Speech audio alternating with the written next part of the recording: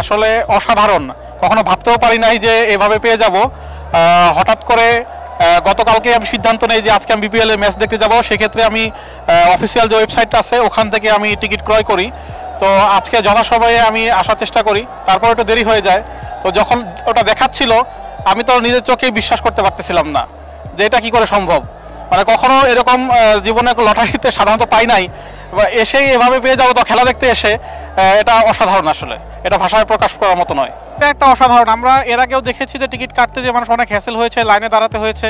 এবার এর আগেও একটা অনলাইন সিস্টেম ছিল, সেখানেও দেখা গেছে টিকিটটা ম্যানুয়ালি কিন্তু কাউন্টার থেকেই কালেক্ট করতে হতো। এবার একেবারে টোটালি ফুল ফ্লেজ অনলাইন আমরা ওয়েবসাইট থেকেই টিকিটটা সংগ্রহ করতে পেরেছি, যেটা আমি মনে করি খুব একটা ভালো এক্সপিরিয়েন্স বলা যায়। আমি মনে করি যে প্রত্যেকে অনলাইনের চেষ্টাটাই করা উচিত, কারণ সেক্ষেত্রে তাদের হ্যাসেল ফ্রি একটা সার্ভিস পাবে আশা করি।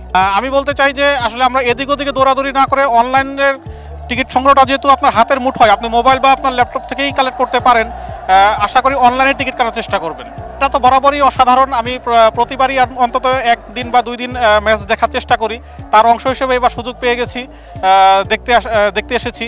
তো এর পাশাপাশি বাড়তি হিসেবে যোগ হয়েছে আমার এই পুরস্কার বলা যায় রেফারেল পুরস্কারটা। সব মিলেই একটা অসাধারণ অনুভূতি।